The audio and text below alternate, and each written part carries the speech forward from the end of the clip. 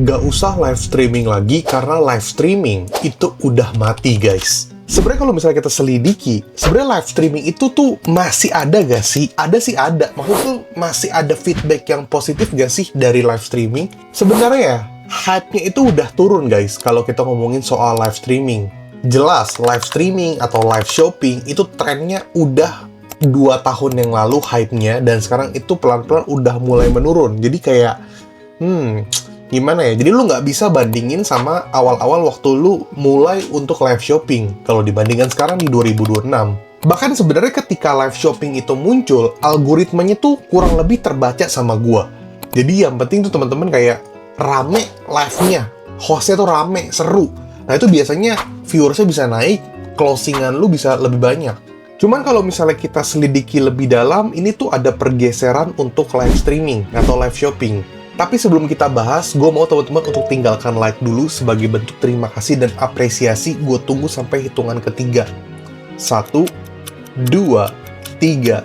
Thank you guys yang udah like. Kita masuk ke topik pembahasannya.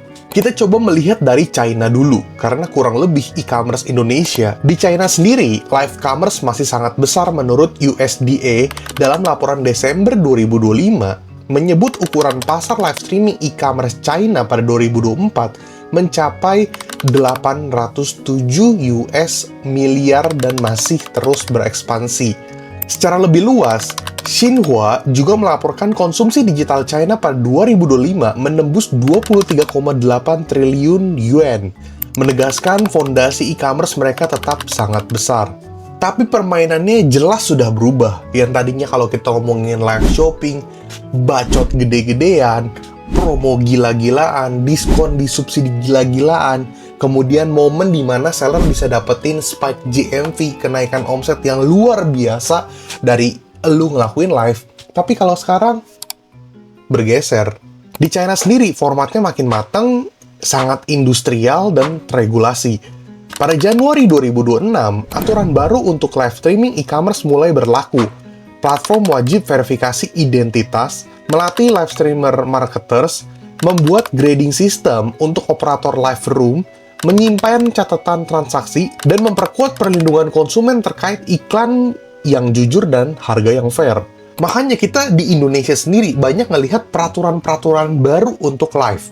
Pada kalanya, setahun 2 tahun belakangan, dikit-dikit ada peraturan live yang baru, karena dari China sendiri pun sudah sangat terregulasi. Di China sendiri sudah ada pergeseran host live, sudah lebih ke influencer, tim sales proper, dan AI avatars. AI dan digital humans makin menjadi human plus system plus AI. Jadi lu tahu gak sih kayak lu live streaming, tapi mukanya bukan muka gua, bisa muka orang lain atau karakter yang gua buat. Lu tahu gak sih kayak VTuber, guys? VTuber itu kan virtual apa ya? Virtual YouTuber, dimana ada kayak karakter anime, dia bikin konten dan rame. Di Jepang itu viewersnya gede-gede dan demand-nya tuh banyak banget.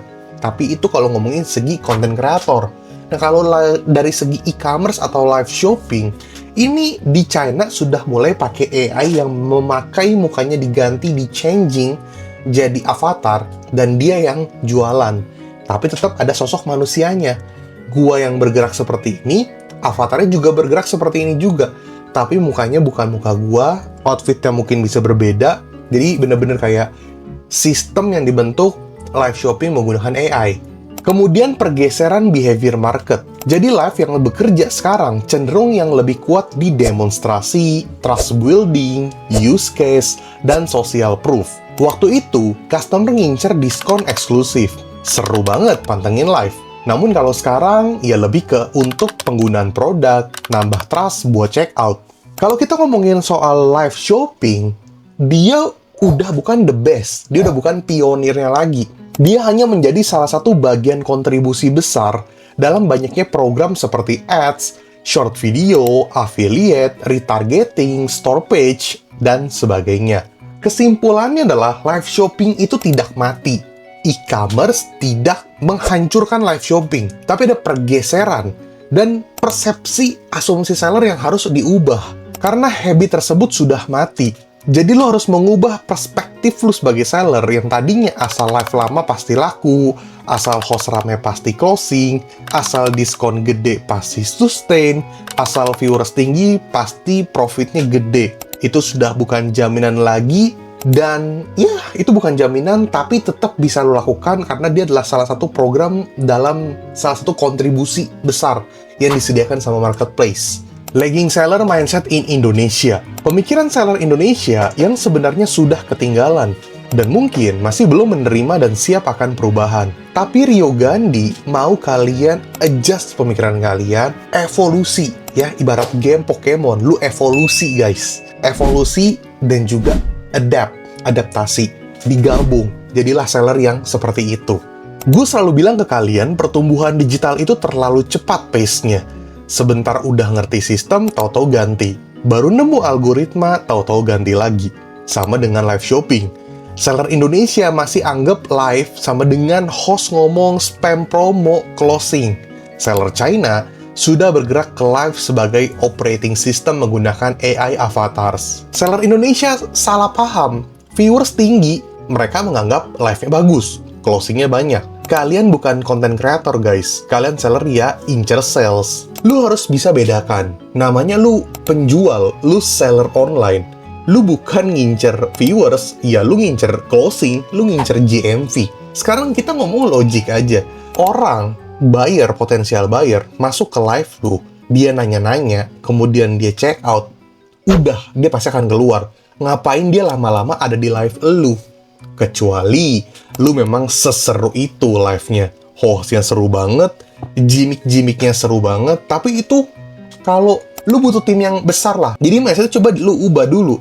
Ingat, live shopping, live selling, itu bukan paling gede siapa viewersnya. Kita tuh ngincer GMV, salesnya, conversion rate, check out-nya tuh gede. Jadi bukan soal peak viewers, komentar rame, like banyak. Yang harus kalian lihat itu adalah CTR produk dari live, add to chart-nya, check out rate, AOV.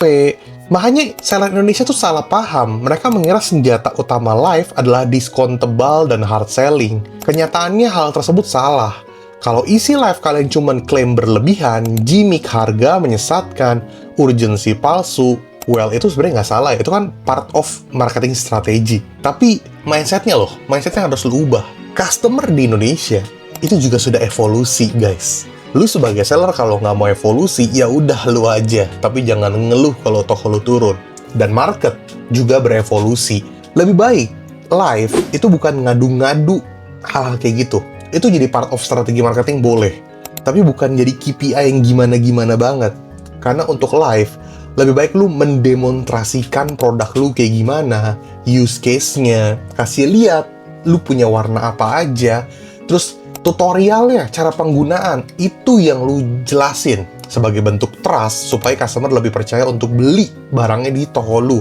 Kayak penjembatan untuk check out lebih tinggi lah, intinya kayak gitu. Dan seller Indonesia juga salah paham. Live itu bukan satu-satunya program yang bisa ngeboost penjualan lu, tapi itu adalah salah satu dari banyaknya program yang bisa nyumbang GMV di toko lu. Lu harus ingat, masih ada ads, affiliate, short video, content creation, campaign, gimmick diskon, optimization, dan everything. Be a different kind of seller. Gua percaya, viewers Rio Gandhi, penonton Rio Gandhi, itu pasti mau up to date, mau learning terus, dan mau evolusi. Jangan males, karena yang males, ya urusan masing-masing sih ujung-ujungnya ya. Terus evolusi, karena gue juga sharing ke kalian berdasarkan analisa gue, dan gue sharing ke kalian dengan tulus. Remember one thing, seller.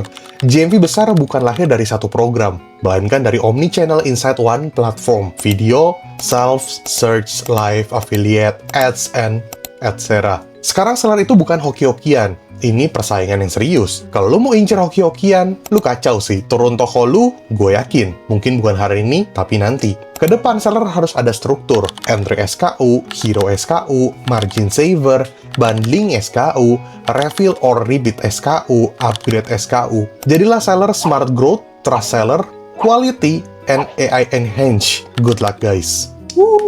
Ini menjadi konten pertama setelah libur lebaran yang gue syuting, dan gue sangat on fire untuk sharing ini ke kalian. Dan well guys, good luck buat kalian semua. Gua nggak sabar untuk lihat pertumbuhan dan evolusi kalian di tahun 2026. Ini masih awal-awal tahun banget. We are ready to Harbolnas 2026. Beuh. Oke guys, thank you so much sudah nonton video ini sampai habis, sampai detik ini. Jangan lupa untuk like, comment, subscribe, dan jangan lupa untuk nyalakan notifikasi biar lo orang nggak ketinggalan video terbaru di channel YouTube Rio Gandhi. Ya, gue akan lebih rajin ngupload. I'm sorry guys, lagi sibuk banget. Tapi ya gue sebisa mungkin akan rajin lah. Kemudian, jangan lupa untuk teman-teman semua di sini yang pengen beli digital course gue bisa ke link di sini. Kemudian buat teman-teman semua di sini yang tokonya pengen gue manage iklannya, gue kasih strategi marketing, gue urus iklannya, atau mungkin ada pembedahan toko, apa yang salah pada toko lu, baik pertemuan offline, online, gue datang ke kota kalian, kantor kalian, negara kalian, apapun lah. Hubungi ke nomor di bawah ini. Nomor tersebut hanya untuk kebutuhan jasa gue saja, tidak usah ditelepon, dan mohon maaf kalau chatnya dibalas cukup lama, lu bisa chat lagi, karena Rio Gandhi tidak kemana-mana, dan ini nomor satu-satunya yang lu bisa chat, tidak ada nomor yang lain untuk saat ini, jadi silahkan di chat aja. Oke guys, good luck. Rio Gandhi, peace out.